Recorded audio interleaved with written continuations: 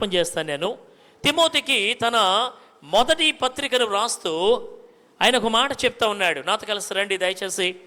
తిమోతికి రాసిన మొదటి పత్రిక 6వ అధ్యాయము 17వ వచనం చదువుదాం. 17వ వచనం. ఇహమందు ధనవంతులైన వారు గర్విష్ఠులు కాక, అస్థిరమైన ధనమునందు నమ్మిక ఉంచక, సుఖముగా అనుభవించుటకు సమస్తమును మనకు ధారాళముగా దయచేయు దేవుని యందే నమ్మిక ఉంచుడని ఆజ్ఞాపించుము. తిమోతికి పౌలు ఉత్తరం రాస్తూ తిమోతిని హెచ్చరిస్తున్నాడు, జాగ్రత్తగా ఉండంటున్నాడు. పౌలు 2 సార్లు ఆయన రోమలు ఖైదీగా చేయబడ్డాడు. 2 మిషనరీ ప్రయాణాల్లో ఆయన అనేక ప్రాంతాలు దర్శించాడు. 2 సార్లు ఖైదీగా చేయబడ్డాడు, చెరలో ఉంచబడ్డాడు ఆయన. ఈరోజు జాగ్రత్తగా వాక్యం మీరు వినాలి. ఈరోజు దేవుడు మీతోనే మాట్లాడుతున్నాడు. ఒక అబ్బాయిని మీకు నేను పరిచయం చేయబోతున్నాను. ఆ అబ్బాయి ప్రారంభ జీవితం ఎలా ఉంది, అతని ముగింపు ఎలా ఉందో కూడా ఈరోజు మన ఆత్మీయ జీవితాలకి మనం దాన్ని సరిపోల్చుకుందాం. చాలామంది, మీరే కాదు నేనే కాదు, చాలామంది క్రైస్తవ లోకంలో మంచి విశ్వాసంతో ప్రారంభించిన వారి యొక్క విశ్వాస యాత్ర రాను రాను నీరసించిపోతుంది. ఏమండి, ఆ పరుగు లేదు, ఆ ప్రయాస లేదు, ఆ ప్రార్థన లేదు, ఆ సాక్ష్యం లేదు, ఆ సమర్పణ లేదు. ఏమండి, కేవలం నామకార్థంగా క్రైస్తవులుగా మిగిలిపోతూనే ఉన్నారు. ఉందా నీ జీవితం అలాగా? ఆదివారం మందిరంకి వెళ్ళకపోతే పాస్టర్ గారు బాధపడతాడేమో, ఆదివారం చర్చి వెళ్ళకపోతే మరి దేవుడికి క్షమించడేమో. కాదండి, దేవుడి సంధికి మనం ఎలా రావాలి తెలుసా? దేవుడి సంధికి ఎలా రావాలో మనం చెప్పండి. ఎలా రావాలి, ఎలా వెళ్ళాలి? నిజమే, సమస్యలతో వచ్చావు, కష్టాలతో వచ్చావు, ఇబ్బందులతో వచ్చావు, కానీ దేవుడు నిన్ను అలా పంపిస్తాడా? ఎవరైనా చెప్పండి. నేను సమస్యలతో వచ్చానండి, అదే సమస్యతో తిరిగి వెళ్ళిపోతాను, ఎవరు చెప్పగలరా? ఎవరు చెప్పలేరు. ఎందుకు తెలుసా? దేవుడు తప్పకుండా సమస్యను తీసివేసే దేవుడు. ఆయన చిత్తాన్ని బట్టి కొంత ఆలస్యమైనా, గత శుక్రవారం మేము చెప్పుకున్నాం, యెహోవా యందు ఏమండి కనిపెట్టుకునేవాడు ధన్యుడు. యెహోవా కొరకు కనిపెట్టుకునేవాడు ధన్యుడు. ఎందుకంటే ఆయన ఆలస్యం చేస్తా ఉన్నాడు. యెషయా గ్రంథం 30వ అధ్యాయము 18వ వచనం ప్రకారం గత శుక్రవారం వాక్యాన్ని బోధించినప్పుడు ఒక చిన్న వాక్యమే చెప్పాను. మీ యందు దయ చూపవాలని యెహోవా ఆలస్యము చేయించున్నాడు, మిమ్మల్ని కరుణింపవాలని ఆయన నిలువబడి ఉన్నాడు. ప్రక్కన కిందకు వచ్చేస్తే మనం చూస్తున్నాం, ఆయన కొరకు కనిపెట్టుకున్న వారు ధన్యులు. దేవుని కార్యం ఆలస్యం అవుతుంది, కానీ కనిపెట్టడం మానేస్తా ఉన్నావా? అయ్యా, ఈ సమస్యతోనే ఉన్నాను, ఈ బలహీనతతో నేను ఉన్నాను, ఈ అక్కర, ఈ అవసరత, ఇబ్బంది నాకుంది, నీ సందుకు వచ్చాను, నన్ను నీవు దర్శించని వాక్యం ద్వారా నా సమస్య నుంచి నాకు విడుదల దయచేయి, నా ఇరుకులో విశాలత దయచేయి, సమాధానంతో నన్ను పంపించే ప్రభు అని విశ్వాసంతో వచ్చి, విశ్వాసంతో వాక్యాన్ని విని, విశ్వాసంతో ఆ వాక్యాన్ని అంగీకరించి నీవు అదే విశ్వాసంతో ప్రార్థన చేసుకుని నువ్వు వెళ్ళు, తప్పకుండా దేవుడు కార్యం చేస్తాడు. ఏమండి, మనం ఏం చేస్తామంటే ఒక బరువు నెత్తి మీద పెట్టుకుంటాం, ఒక భారాన్ని పెట్టుకుంటాం. నిజమే, కరెక్టే, కానీ ఎక్కడికి వచ్చావు నువ్వు? ఎక్కడికి వచ్చావు? దేవుని సంధికి వచ్చి కూడా ఆ భారాన్ని, ఆ బరువును విడిచిపెట్టలేకపోతున్నావు అంటే నీలో విశ్వాసం ఉందా?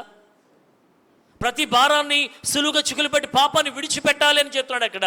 బరువుతో, భారంతో వచ్చి నీవు అదే భారం నెత్తి మీద పెట్టుకుని, నీ గుండెలో పెట్టుకుని తిరిగి వెళ్ళిపోతున్నావు, కానీ దేవుని మీద విశ్వాసం ఉంచలేకపోతున్నావు. అదా?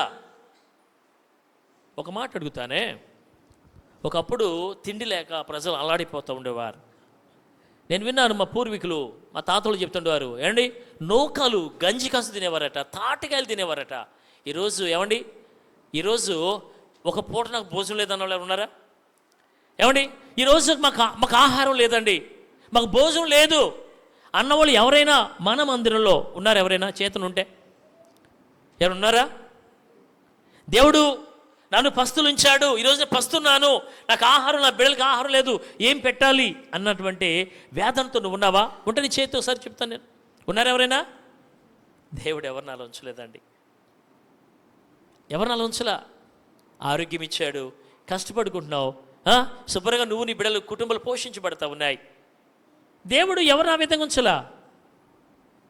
చింతించొద్దని దేవుడు చెప్తున్నాడు. ఆకాశ పక్షులను చూడు, ఆ విత్తవు, కోయవు, కొట్లలో కూర్చుకొనవు, మీరు వాటికంటే బహుశ్రేష్ఠులు కదా. ఆకాశ పక్షులనే పోషిస్తూ ఉంటే నా యేసయ్య నిన్ను నన్ను పోషించడా? అరే ఆకాశ పక్షులు, ఏమండి పిచ్చుకులకు, వానకోవిలకు తన బలిపీఠమునతో నివాస స్థలాన్ని ఇచ్చినా దేవుడు, ఒక అల్పమైన స్వల్పమైన ప్రాణులకు నేరుగా తన బలిపీఠమునతోనే నివాస స్థలాన్ని ఇస్తే, ఆయన పోలికలు, ఆయన స్వరూపమందు, ఆయన స్వహస్తాలతో చేయబడిన నిన్ను ఎందుకు ఆయన పస్తులు ఉంచుతాడు? ఎందుకు నీ పట్ల నిర్లక్ష్యం చూపిస్తాడు? లేక ఎందుకు నేను ఆయన బాధ్యతని పట్ల తీసుకుని అనుకుంటున్నావా? దయచేసి నీ ఆలోచన తప్పు. ఆయన నీకే కాదు, మనలో ఎవరికి ఆయన దూరంగా ఉండేవాడు దేవుడు కాదు. ఆయన ఎవరిని ఆ విధంగా ఉంచే దేవుడు కాదు. మరి ఎందుకు చింత? కష్టాల్లో, బాధలో, శ్రమలో, భారంతో, బరువుతో నువ్వు ఉన్నా ఇక్కడికి వచ్చాక అన్నీ వదిలేసేయాలి. దేవునికి స్తోత్రం. నీ ముఖం సంతోషంగా ఉండాలి, నీ ముఖం వెలుగుతూ ఉండాలి, నీ ముఖం ప్రకాశిస్తూ ఉండాలి, ఆనందం, సంతోషం నీ ముఖంలో ఉండాలి. గడి చెప్పడకూడదు. దేవునికి స్తోత్రం.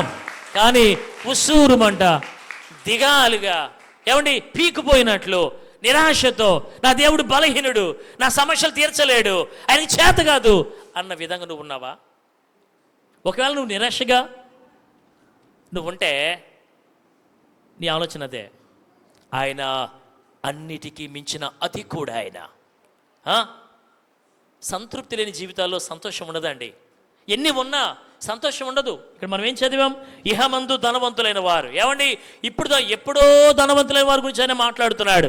ఇప్పుడు అని కాదు, ఇహమందు, లోకమందు ధనవంతులైన వారి గురించి ఆయన మాట్లాడుతూ, అయ్యా మీ ధనాన్ని బట్టి మీరు గర్విష్ఠులుగా ఉండొద్దు, అస్థిరమైన ధనమందు మీరు నమ్మిక పెట్టుకోవద్దు, సుఖముగా అనుభవించుటకు సమస్తమును మనకు ధారాళంగా దయచేసిన దేవుని యందే మీరు నమ్మిక ఉంచాలంటున్నాడు. ఇప్పుడు చెప్పండి, ధనం చెడ్డదండి? ఎవరైనా చెప్పాలి నాకు. ధనం చెడ్డదా? సంపాదన చెడ్డదా? నన్ను చూడసారి, నేను వాక్యం చూడడం మాత్రం మీరు వాక్యం చూడండి. వాక్యం నేను చదువుతున్నప్పుడు మీరు అప్పుడు మాత్రం వాక్యం చూడండి, మీద నా ముఖం చూడండి మీరు, ఓకేనా? ఎందుకంటే నేను మీ ముఖం చూసి మాట్లాడుతున్నా, కళ్ళు మూసి మాట్లాడలేదు, నేను మీ వైపు చూస్తూ మాట్లాడుతున్నా. మాట్లాడేది నేను కాదు, నాలో ఉన్న పరిశుద్ధాత్ముడు మాట్లాడుతున్నాడు నాతో నీతో కూడా. కాబట్టి వాక్యం చూస్తూ మాట్లాడితే ఆ వాక్యం నీ హృదయంలోకి వస్తుంది. పక్క చూపులు చూస్తూ ఎక్కడో మనసు పెడితే నేను చెప్తున్నాను, అలా జీవించినంత కాలం కూడా నీ హృదయం అంతా ఖాళీగా ఏడుస్తుంది, నీ బ్రతుకు మారదు. అర్థమైందా? విశ్వాసంతో వాక్యం నమ్ము, విశ్వాసంతో విత్తబడుతున్న వాక్యాన్ని హృదయంలో చేర్చుకో, నువ్వు ధన్యుడు, దీవించబడతావు. ఇప్పుడు చెప్పండి, డబ్బు చెడ్డదండి? సంపాదన చెడ్డదా? సంపాదన, డబ్బు చెడ్డది కాదు. నేనే కదా, ఎవరో మాట చెప్పరు, చెడ్డది కాదు. మరి ఏంటి చెడ్డది? దాని మీద నీ మనసు పెట్టుకోవడం చెడ్డది. ఆమేన్, హల్లెలూయా. దాని మీద నీ మనసు ఉంచడం చెడ్డది. అర్థమైందా? అదే ఆలోచన, అదే సంపాదన, అదే తలంపుతో నువ్వు ఉన్నావా? నువ్వు ఈ లోకంలో అదే ఆలోచనతో ఉంటే నేను చెప్తున్నాను, ప్రియ స్నేహితుడా, సహోదరుడా, ప్రియ తల్లి, తండ్రి, అన్న, చెల్లి, తమ్ముడా, నేను సంపాదించాలి, బాగా సంపాదించాలి, మంచి బంగళా కట్టాలి, మంచి కారు కొనాలి, స్టేటస్ నాది మంచిగా ఉండాలి అని కేవలం ఈ లోక సంబంధమైన రీతిగానే నువ్వు ఆలోచిస్తే నేను చెప్తున్నాను, పరలోక రాజ్యంలో నీకున్నటువంటి సంపదను కోల్పోతావు. దేవునికి స్తోత్రం. ఏదైతే నువ్వు కూర్చుకోబోతావునో పరలోక రాజ్యంలో దాన్ని నువ్వు కోల్పోతావు. ఇక్కడ సంపాదించిన సంపాదన, ఆస్తి, ఐశ్వర్యం, డబ్బు చిమ్మిటి కొట్టేస్తాయి, చెదలు పట్టేస్తాయి. కానీ నువ్వు పరలోకంలో సంపాదించుకుంటే అది అక్కడి నుంచి ఎన్నడూ కదల్చబడదు, నీ కొరకు స్థిరంగా అక్కడ ఉంటుంది. కొట్టండి చప్పట్లు, దేవునికి స్తోత్రం. అర్థమైందా? ఒక అబ్బాయిని జ్ఞాపకం చేస్తాను చెప్పాను కదా. ఆ అబ్బాయి గురించి బైబిల్లో మూడు చోట్ల రాశాడు పరిశుద్ధాత్ముడు. ఆయన గురించి నేను ధ్యానిస్తున్నప్పుడు 3 చోట్ల మాత్రమే ఆయన గురించి అక్కడ మనకి కనబడతా ఉంది. ఆయన ఎవరో మీరే చదవచ్చు. 1 ఫిలోమోనుకు రాసిన పత్రిక. ఫిలోమోను పత్రికలో మనం చూస్తుంటే, ఏమండి 24వ వచనం, తిమోతి వెనక చూడండి, తీతు వస్తుంది, తీతు ప్రక్కన చూడండి, ఫిలోమోను రాసిన పత్రిక కనబడుతుంది. అపోస్తలుడైన పౌలు ఫిలోమోనుకు ఉత్తరం రాస్తున్నాడు.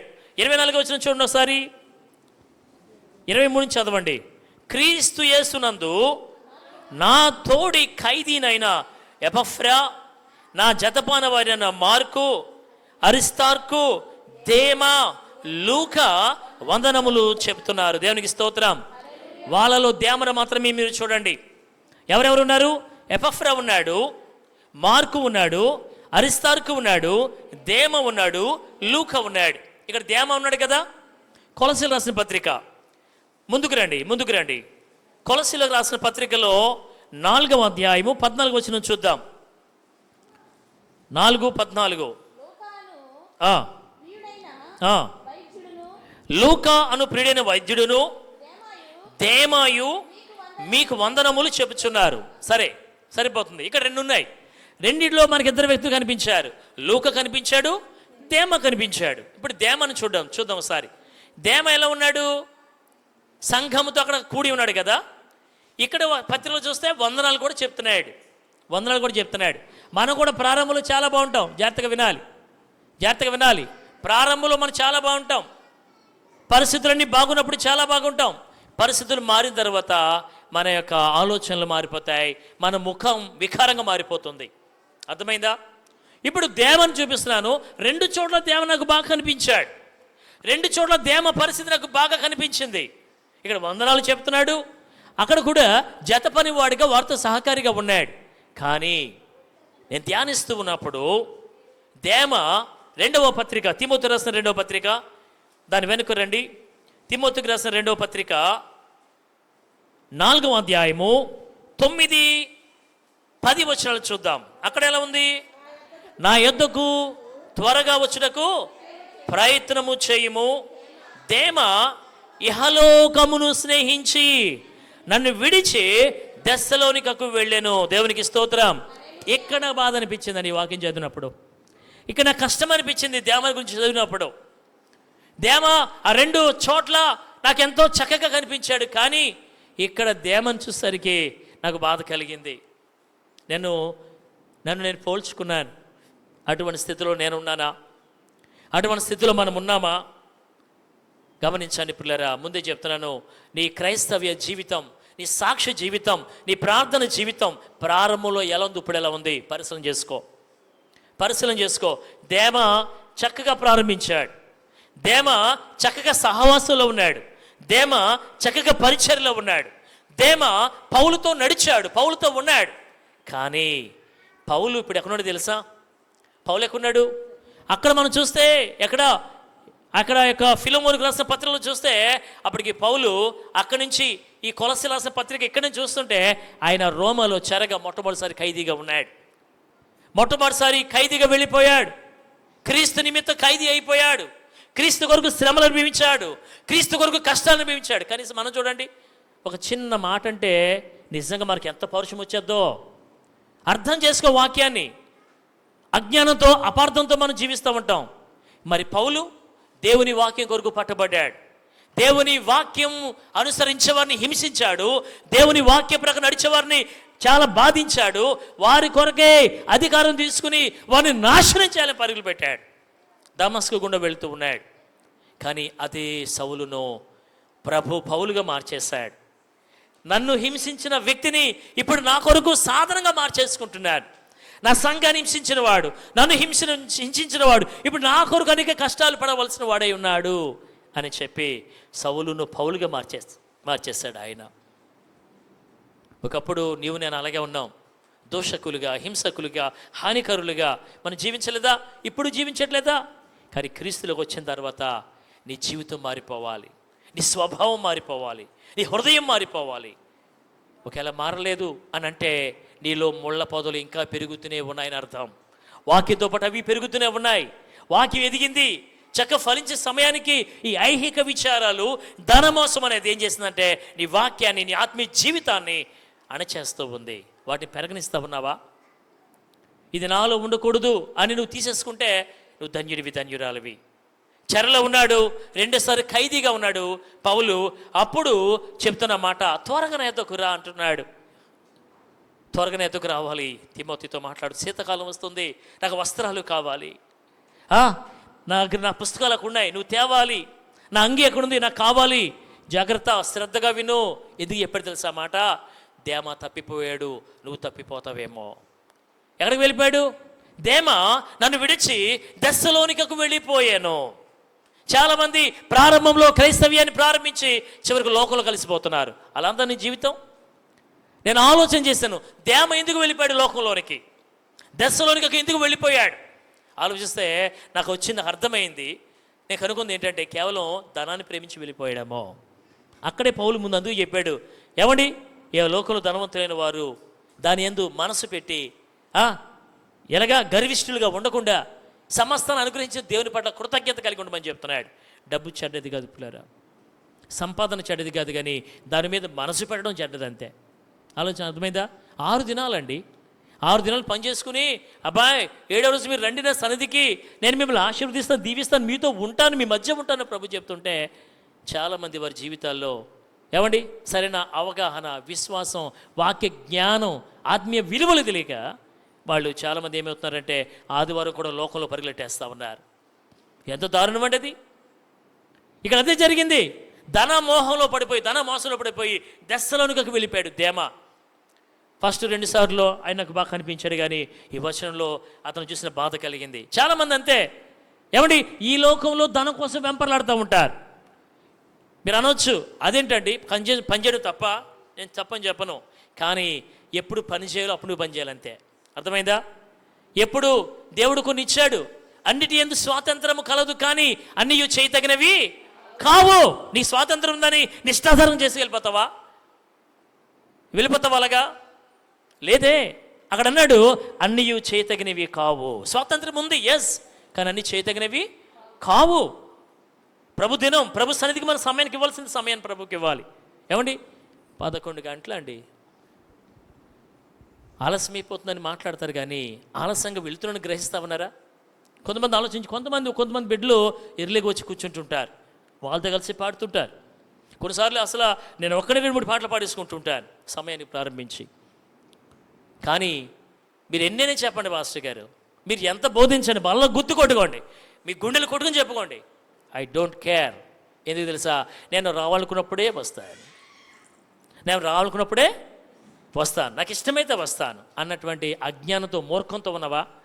దయచేసి ప్రియ స్నేహితుడ, సహోదరి, నీ మనసు మార్చుకో. ఎటువంటి ఆశీర్వాదం పొందలేవు. ఎందుకంటే దైవాశీర్వాదం మనకు కావాలంటే ముందు మన యొక్క పరిస్థితి మనం తెలుసుకోవాలి. మన యొక్క స్థాయి దేవుళ్ళు మనం ఎలా ఉన్నది గమనించాలి. ఈరోజు చేయాలంటే నాకు చాలా పనులు ఉన్నాయి, నాకున్న పనులు చెప్పుకోవాలంటే నాకు ఆదివారం కూడా సరిపోదు తెలుసా, వారమంతా పని చేసుకోవచ్చు నేను, కానీ అది కుదరదే. మనం చేయాల్సిన పని ఏమండి, నిన్న ప్రార్థన చేయడానికి కొన్ని గృహాలు దర్శిస్తే ఒక కుటుంబం దగ్గరికి వెళ్ళాం ప్రార్థన చేయడానికి. అమ్మగారు నేను నిజంగా ఆ వ్యక్తిని చూసి, నేను అంతమంది 2 సార్లు చూశాను, పాస్టర్ గారు ఎందుకు ఆమెకి ఏమనిపించిందో మరో దగ్గరికి వెళ్ళి ఆయన ముఖం చూడాలనుకుంటాం, అలా చూస్తాం ఆమె. ఏమండి ఆయన వృద్ధాప్యంలోకి వచ్చేసాడు, క్యాన్సర్ వ్యాధితో బాధపడుతున్నాడు, ఏమండి మంచం మీద పడి ఉన్నాడు. నా మనసులో అనిపించింది, నిజంగా ప్రభువా మమ్మల్ని మీరు అలా ఉంచలేదు నాయన. అంతే కదా? ఎంతమంది అండి భయంకర జ్వరాలతో కళ్ళ ముందు ఎంతమంది నశించిపోతున్నారు? ఆలోచన చేస్తా ఉన్నావా? దేవుడు నిన్ను, నీ బిడ్డలు, నీ కుటుంబాన్ని కాపాడుతున్నాడు, ఎన్నో మేలు నీ పట్ల దేవుడు చేస్తున్నాడు. కృతజ్ఞత చూపిస్తున్నావు దేవునికి ఇవ్వాల్సిన సమయాన్ని ఇవ్వగలుగుతున్నావా? ఆలోచించే ప్రియ దేవుని బిడ్డ, భారంతో మాట్లాడుతున్నాను, ఏదో 4 ముక్కలు నేర్చుకుని చెప్పడం కాదు, కానీ ఒక భారంతో మీతో నేను మాట్లాడుతున్నాను. నా సంఘం ఇలా ఉండకూడదు నా బాధ. ఏమండి సంఘం పెట్టుకున్న పేరు తెలుసా? ఉపవాసాలకి, ఉపవాస ఉజ్జీవ ప్రార్థన కూడా ఉజ్జీవం కావాలండి. అనుకుంటున్నావు నేను బాగున్నా నాకేంటి, కానీ సంఘంలో నీ యొక్క పరిస్థితి ఎంతవరకు ఆత్మీయంగా ఆలోచన చేస్తున్నావా? దేవుని సన్నిధికి వచ్చిన తర్వాత దేవునితో మాత్రమే కాన్వర్జేషన్ పెట్టుకో, దేవునితోనే మాట్లాడు, దేవునితోనే సమయం గడుపు. నా ప్రభు నన్ను ప్రేమించాడు, నన్ను ఇప్పటి వరకు బ్రతికించాడు, నా ప్రభు సన్నిధికి వెళ్తాను, నా ప్రభుతో మాట్లాడతాను, నా ప్రభు వాక్యాన్ని వింటాను, నా హృదయాన్ని, నా జీవితాన్ని కట్టుకుంటాను అన్న విశ్వాసంతో ఉండాలి తప్ప ఇక్కడికి వచ్చి కూడా ఏదేదో ఆలోచనలు, ఏదేదో రాజకీయాలు ఉన్నది అలా జీవితం. క్షమించండి, ఎవరున్నారు నేను చెప్పలేదు, కానీ అటువంటి స్థితిలో మనం ఉంటామని చెప్తున్నాను నేను. అర్థమైందా? అటువంటి స్థితిలో మనం ఉంటామని చెప్తున్నాను తప్ప ఉన్నారు అని చెప్పండి నేను. ఒకవేళ అటువంటి స్థితి నువ్వు ఉంటే జాగ్రత్త. లోకం మీద, లోకాశల మీద, లోక సంపద మీద మనసు పెట్టవద్దు, కానీ నువ్వు ఇక్కడ సంపాదన గురించి చూస్తే అక్కడ గొప్ప ఆశీర్వాదం కోల్పోతావు. నీకు ఏది అవసరమో, ఎంత అవసరమో, ఏది ఇచ్చేట న్యాయమో దేవుని తెలిసి ఇస్తాడు దేవుడు, కానీ దానికోసం పరుగులు పెట్టవద్దు. ప్రభు కొరకు నువ్వు పరుగులు పెట్టు, అప్పుడు ఆటోమేటిక్గా నీకు ఏది కావాలో అది దేవుడు నీ కాళ్ళ దగ్గర తెస్తాడు. చెప్పడం కూడా దేవుని స్తోత్రం చేద్దాం. హల్లెలూయా. అర్థమైందా? ఇక్కడ దేమ రెండు చోట్ల నాకు మంచిగా కనిపించాడు, కానీ ఇక్కడ తీసుకుంటే అతని జీవితం పూర్తిగా పాడైపోయి. జాగ్రత్తగా ఉండాలి. ఏదైతే మీలో మొలిచి మీ ఆత్మీయ జీవితాన్ని కలవర పెడతా ఉన్నాయో జాగ్రత్తగా చూసుకోండి. ఒక పూట కూటి కొరకు జ్యేష్ఠత్వపు హక్కును అమ్మి వేసుకున్నటువంటి యాష వంటి భ్రష్టుడైనను వ్యభిచారి అయినను ఒకవేళ మీలో ఉండినేమో చూసుకుని చెప్పాడు. కానీ దాని ముందు ఒక మాట వాడాడు అండి, చాలా చక్కని మాట వాడాడు. ఏం తెలుసా? చేదైన వేరు ఒకవేళ మీలో మొలిచి మీ ఆత్మీయ జీవితాన్ని కలవరపరుస్తుందేమో. మొళ్ళ పొదలు లాంటి చేదైన వేరు లాంటి పరిస్థితి మీలో ఎదిగితే నేను చెప్తున్నాను, వాటి మీద మీరు మనసు పెడితే మీ ఆత్మీయ జీవితాన్ని అవి అణచేస్తాయి. వాటి వైపు చూడొద్దు. ఎగ్జాంపుల్ మాత్రం ఇక్కడ ధనం గురించి చెప్పాడు. ధనాపేక్ష సమస్త కీడులకు ఏంటి మూలం. ముగింపులోకి వచ్చాను. దేమని చెప్పాను కదా, దేమ మంచి సాక్ష్యం కలిగి, మంచి ప్రార్థన కలిగి, మంచి సహవాసత ఉన్న దేమ 3 చోట్ల మాత్రమే బైబిల్ అతని గురించి వ్రాయబడింది. 3వ చోట మాత్రం అతని పరిస్థితి చాలా భయంకరంగా ఉంది. పౌలుని వదిలేసి వెళ్ళిపోయాడు, తోటి జత పని వారిని వదిలేశాడు, లోకంలోకి వెళ్ళిపోయాడు. చాలామంది జీవితాలు అలాగే దేవుల్లో ఉంటూ లోకంలోకి వెళ్ళిపోతూ ఉంటారు. అది ఆశీర్వాదం కాదు. వెచ్చగనైనా చల్లగను ఉండిన నీ కది మేలగును, నులివేచ్చని స్థితి నీకుండినా బయటకు ఉమ్మి వేయబడుదువేమో. నేను అయ్యగారు మీకోసం 2 సార్లు రిపీట్ చేయాల్సి వస్తుంది. మీరు కొంటేనే ఒకసారి పాడేవాడిని. వెచ్చగనై చల్లగనైనా వెచ్చగను ఉండిన నీ కది మేలగును, నులివేచ్చని స్థితి నీకుండినా బయటకు ఉమ్మి వేయబడుదువేమో. నీ మనసు మార్చుకో, తొలి ప్రేమ కూర్చుకో. నీ మనసు మార్చుకో, తొలి ప్రేమ కూర్చుకో. ఆశక్తితో రక్షణ పొందుమా, ఆశక్తితో రక్షణ పొందుమా.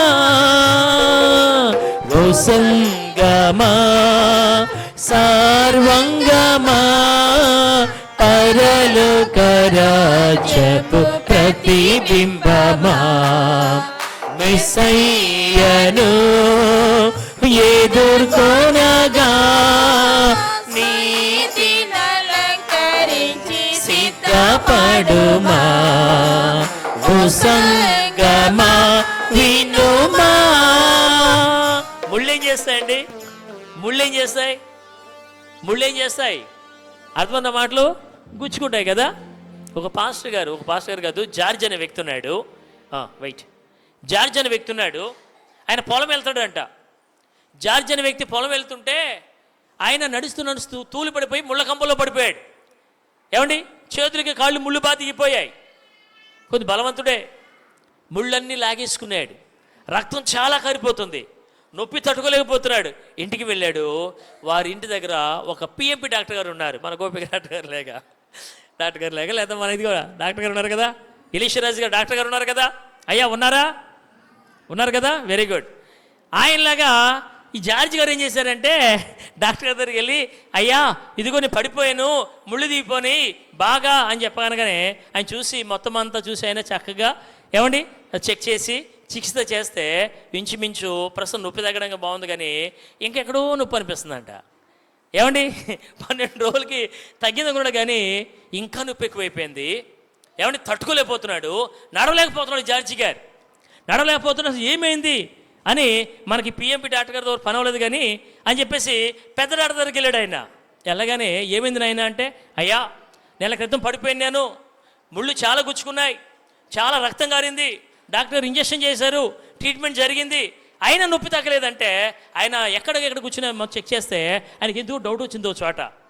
ఎందుకంటే ఒక చోట వాపు వచ్చేసింది, చీమ్ పట్టింది, అర్థమైంది. అబ్బాయినికి వెంటనే ఎక్స్రే తీయాలన్నాడు, ఆయన స్కాన్ చేయాలని చెప్పి అన్నాడు. తీగానే దాంట్లో ఒక ముళ్ళు కనపడుతుంది అనమాట. దేవునికి స్తోత్రం. ఒక ముళ్ళు కనపడతా ఉంది, అది మాత్రం కనిపించలేదు. ఎప్పుడైతే కనిపించలేదో ఆయన చెప్పాడు, ఇది చాలా డిఫెక్ట్ అయిపోయింది, ఇప్పుడు ఇది తీయాలంటే నీకు నేను ఆపరేషన్ చేయాలన్నాడు అనమాట. నిజమే, కట్ చేశాడు. కట్ చేసి అది ఆ చెడు తీసేశాడు, ముళ్ళును తీసి చూపించాడు. నొప్పిగా ఉంటుంది, బాధపడని చెప్పేసి 4 కుట్లు వేసాడు. ఎన్ని కుట్లు? మా అన్నయ్య కుట్లుంటే పారిపోయిచ్చాడు. సరే అక్కడ పక్కన పెడదాం. 4 కుట్లు వేశారు. ఇక్కడ 4 కుట్లేగానే ఈయనకి కోసారు కదా, సర్జరీ జరిగింది కదా, కుట్లు వేశారు కదా. ఆయన కొంత ఒక 2, 3, 4 వారం రోజులు చాలా బాధపడ్డాడు. వారం రోజుల తర్వాత నొప్పి పూర్తిగా తగ్గిపోయింది. దేవునికి స్తోత్రం.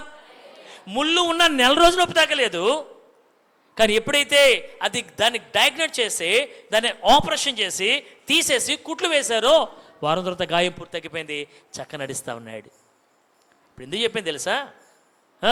మనలో అనుకుంటాం, నేను శుద్ధి చేపట్టాను, నేను పరిపూర్ణంగా కడుక్కున్నాను, నాలో ఏ పాపం లోపం ముళ్ళు లేదు అనుకున్నాం. కానీ మనలో చాలా ముళ్ళు ఉంటుంటాయి. అర్థమైందా? అవి గుచ్చుతూ ఉంటాయి. మనం ఏం చేయాలంటే వాటిని మనం తీసివేసుకోవాలి.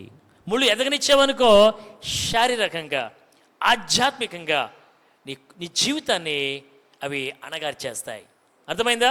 కాబట్టి విత్తనం పడింది, మొలిచింది, ఎదుగుతుంది, ఫలించే సమయానికి ఈ ముళ్ళు పొదలు ఏం చేసినాయంటే ఆ విత్తనాన్ని అణచేశాయి. ప్రారంభంలోని వాక్యం, నీ ప్రార్థన బాగుంది, ప్రారంభంలో నీ సాక్ష్యం బాగుంది, ప్రారంభంలో నీ యొక్క ప్రయాస బాగుంది, ప్రారంభంలో నీ యొక్క నడవడిక బాగుంది, దేవుని సన్నిధికి క్రమంగా వస్తూ ఉన్నావు, క్రమంగా పరిచయం చేస్తూ ఉన్నావు, క్రమంగా దశం భాగిస్తూ ఉన్నావు, క్రమంగా మరి తోటి విశ్వాసంతో కలిసి ప్రార్థన, అన్నీ బాగున్నాయి. రాను రాను ఏమైందంటే ఆధ్యాత్మికంగా అణగారిపోతూ ఉన్నావు. కారణం ఏంటంటే ఈ ముళ్ళ పొదలు నీ ఆధ్యాత్మిక జీవితాన్ని అణచేస్తూ ఉన్నాయి. అర్థమైందా? నువ్వు చేయాల్సింది ఏంటంటే ఏదైతే ఐహిక విచారం, ధన మోసం అనేటువంటి భారాలు ఉన్నాయో ఆ భారాలు తీసుకువేయకపోతే ఆ ఫ్రాంక్లిన్లా నువ్వు కూడా నశించిపోతావు. జాగ్రత్త, నేను కూడా నశించిపోతాను. మనలో ఉన్న భారాన్ని తీసేసుకోవాలి, బరువును తీసేసుకోవాలి. Less luggages is more comfort. ఎప్పుడైతే తక్కువ బరువుతో నువ్వు ప్రయాణం చేస్తావో ఎక్కువ దూరం సుఖవంతంగా వెళ్ళడానికి అవకాశాలు ఉన్నాయి. బరువంతా నీ మీద పెట్టుకుని భారమంతా నీలో ఉంచుకుని ప్రభువా అంటే కాదు. ఆయన చెప్తున్నాడు, ముందు నీ బరువును తీసేయి, నీ భారం తీసేయి కదా. ఎప్పుడైతే తీసేస్తావో అప్పుడు ఆయన నీకు సహాయం చేస్తాడు. అంతేగాని నా బరువు నేనే మోస్తాను ప్రభువా, నా భారం నేనే మోస్తాను ఆయన, నా తిప్పలు నేనే పడతాను ప్రభు అంటే ఎందుకు వచ్చి మరి వచ్చి అంతే కదా. ఇక్కడికి వచ్చావంటే నువ్వు చేయాల్సిందేంటి? సమస్య మీద వేసేయాలి. మీ చింత అవతాని మీద వేయండి అంటున్నాడు దేవుడు. లేదు నా చింతలో నేను ఉంటాను, నా చింత అనుభవిస్తానంటే ఆయన మాత్రం కూడా ఏమీ చేయలేడు. ఆయన చెప్పాడు మీ చింత అవతన మీద వేయండి అన్నాడు ఆయన. కొంతమందికి చేత కాదు, ఎలా వేయాలో తెలియదు, దాని నుంచి ఎలా బయటపడాలో తెలియదు, అలాగే దుఃఖంలో ఉంటారు. అలా ఉన్నావా ప్రియ స్నేహితుడా, సహోదరా? వద్దు, అలా వద్దు. కానీ ప్రభు మీద ఆనుకో, ప్రభు మీద ఆధారపడు. ఇక్కడ దెస్సలోనికలో మనం చూస్తున్నాం, ఈ దేమ పౌలు విడిచిపెట్టి దెస్సలోనికకు వెళ్ళిపోయాడు. ప్రారంభంలో బాగున్నాడు, కానీ రాను రాను తన ముగింపు మాత్రం బాగోలా. నేను బైబిల్ మూసేస్తాను, మరొక ఇద్దరిని చెప్పి ముగించేస్తాను. 11:11 అవుతుంది కదా, జస్ట్ 2 నిమిషాలు ముగిస్తేస్తాను, 2 నిమిషాల్లో. ఓకే, ఇప్పుడు ఒక ఇద్దరు భార్య భర్తలను ఒక అబ్బాయిని చూపించాను కదా, ఇద్దరు భార్య భర్తలను చూపిస్తాను. వాళ్ళిద్దరు ఎక్కడున్నారో మీరు ఇప్పుడు చెప్పేస్తారు. వారి పేరు అననీయ సఫీరా. ఎక్కడున్నారు వీళ్ళు? అపోస్తుల కార్యగ్రంథంలో చూస్తున్నారు. కరెక్టే, అపోస్తుల కార్యగ్రంథంలో వాళ్ళు ఎక్కడ కనబడుతున్నారు మనకి? బైబిల్ తిరగమని చెప్పానా? నేను వీళ్ళు బైబిల్ మూసి మీరు బైబిల్ మూసేయాలి. 5వ అధ్యాయంలో కనబడుతున్నారు మనకి వాళ్ళు కదా. 5వ అధ్యాయంలో వారిద్దరు మంచి భార్య భర్తలు. నా మాటలు వినాలని చూడండి, ఇంకా తీయొద్దు, మీరు చెప్పేస్తాను కదా. యాక్ట్స్ చాప్టర్ 5 అక్కడ మనకు కనబడుతున్నారు. అపోస్తలుల కార్యగ్రంథం 5వ అధ్యాయంలో ఇద్దరు మంచి భార్య భర్తలు, మంచి విశ్వాసులు కూడా, క్రమంగా మందిరానికి వస్తూ ఉండేవారు, క్రమంగా పరిచయలో పాల్పంపులు పొందుతుండేవారు. బాగుంది, అంతా బాగుంది. కానీ ఇద్దరు కలిసి వారికున్న ఎన్ని ఇబ్బందులు సమస్యలు తెలియదు, కానీ ఒక ఆలోచనతో ఉన్నారు. ఏంటంటే, అయ్యా ఈ ఇబ్బందులు మనకున్నాయి కదా, ఈ సమస్యలు మనకున్నాయి కదా, మన పొలం అమ్మేద్దాం కొంత అనుకున్నారు. ఇద్దరు ఏం చేశారు? కలిసి ఏకీభవించి వారి పొలాన్ని ఏం చేశారు? అమ్ముకున్నారు. ఎవరి పొలం అది? నీదా, నాదా? అన్నయ్య వాళ్ళదే. వాళ్ళ పొలం వాళ్ళు అమ్ముకున్నారు. తప్పుందా? వాళ్ళకి ఏదో అవసరం వచ్చింది అమ్ముకున్నారు, మంచిదే. అమ్ముకున్నారు. అమ్ముకుని ఇద్దరూ మాట్లాడుకుని, ఇద్దరు ఏకీభవించి, ఇద్దరు కలిసి పొలాన్ని అమ్మారు. మంచిది, బాగుంది. అమ్మిన తర్వాత వారికి వచ్చిన ఆలోచన ఏంటంటే, వాళ్ళు ఏం చేశారు? అమ్మిన ధనం ఇప్పుడు ఆ డబ్బు ఎక్కడ ఉంది? ఆ ఆ డబ్బు ఎక్కడుంది? ధనం గురించి చెప్తున్న మాట ఇది. ఆ డబ్బు ఎక్కడుంది? వాళ్ళ చేతుల్లోనే ఉంది. అది ఎవరి ధనం? వాళ్ళదే కదా. అప్పుడు ఏం చేశారు వాళ్ళు? ఆ ధనంలో కొంత దాచేసి, మీరు ఇంటికాడ చదవండి, కొంత దాచేసి కొంత ధనమే తెచ్చి ఏం చేశారు? అపోస్తుల పాదాల దగ్గర పెట్టారు. దేవునికి స్తోత్రం. పెట్టడానికి వస్తూ ఉన్నారు, వచ్చారు ఆల్రెడీ. ఈలోపు అక్కడ మన గేట్ మెయిన్ గారు ఉన్నారు. అక్కడ ఎవరు? పేతురు గారు ఉన్నారు. అక్కడ గేట్ దగ్గర ఉన్నారు. ఆయన అక్కడ ఉండేవాడు. ఉన్నారు. వచ్చేసరికి అప్పుడు, అయ్యా పొలం అమ్మాం, ఇదిగో ధనం. ఇంతే వచ్చింది. అసలు ఆ ధనం వాళ్ళది, ఆ పొలం వాళ్ళది, అమ్ముకున్నారు, వాళ్ళ ఇష్టం. నువ్వు ఎంత ఇస్తే ఏముంది, అది నీ ఇష్టం. కానీ అక్కడ వాళ్ళు చేసిన పొరపాటు ఏంటంటే, ధనం అమ్మింది, పొలం అమ్మింది, ఇంచుమించు ఒక 1,00,000 రూపాయలు అనుకుందాం. 1,00,000 రూపాయలకి కొంత భూమి అమ్ముకున్నారు. అమ్ముకుని 50,000 పట్టుకొచ్చారు వాళ్ళు. వాళ్ళ డబ్బు వాళ్ళ ఇష్టం. 50,000 దాచుకున్నారు, 50,000 ఇస్తున్నాం దేవునికి, సరిపోయింది. కానీ అలా చేయకుండా మేము 50,000కే పొలం మేము 50,000 తెచ్చిస్తున్నాం అన్నారు. అక్కడ ఎలా ఉంది ఇది? ఎవరిని మోసం చేశారు వీళ్ళు? పరిశుద్ధాత్మని మోసం చేస్తున్నారు వీళ్ళు. ఆయన ఎవరు? పేతురు గారు. ఆయన గొప్ప దైవజనుడు. ఆయన ఆత్మలో కనిపెట్టేసి, ఎందుకు పరిశుద్ధాత్మ దేవుని మోసపుచ్చిన మీరిద్దరు ఏకీభవించారు? ఎందుకు ఇలా చేస్తారు? పొలం మీదే, అమ్మినప్పుడు ఆ డబ్బు కూడా మీదే, దాచుకుని ఎందుకు ఇంతగా అమ్మని చెప్పి అబద్ధం చెప్పారని చెప్పేసి మాట్లాడుతూ ఉండగానే ముందు ఎవరు వచ్చారు? అన్నయ్య వచ్చాడు. అయ్యగారు నేను ముందు వెళ్తాను, నువ్వు తర్వాత రా అని చెప్పాడు. ఆయన ముందు వచ్చాడు. మాట్లాడుతూ ఉండగానే ఆయన అక్కడ పడి చచ్చిపోయి ప్రాణం విడిచేశాడు. ఈలోపు అమ్మగారు వస్తున్నారు అక్కడి నుంచి. సప్పేరా వస్తూ ఉండగా ఆమె భర్త శవం బోడి ఎక్కడే ఉంది. జస్ట్ అలా తీసుకెళ్ళిపోయారు యవనస్తులు. ఈలోపు ఆమె వచ్చింది. అమ్మా ఏం చేశారు? పొలం అమ్మాం. ఎంతకు అమ్మారు? ఎంతగా అమ్మాం. ఆయన చెప్పలేదు మీకు? 50,000కే పొలం అమ్మాం, ఇదిగో 50,000. ఎందుకు మీరిద్దరు కూడా ఆ విధంగా ఏకీభవించి దేవుని మోసం చేశారు అని చెప్పి మాట్లాడుతుండగా ఆమె చచ్చిపోయింది. ఆయన సందులో ఉండాల్సిన నీవు మరల నెమ్మదిగా జారిపోతావా? లోకంలోకి వెళ్ళిపోతావా? నాశనానికి చేరువైపోతావా? పరలోక రాజ్యంలో నీ కొరకు ప్రభు వేచి ఉన్నాడు. అక్కడ నువ్వు ఉండాలని.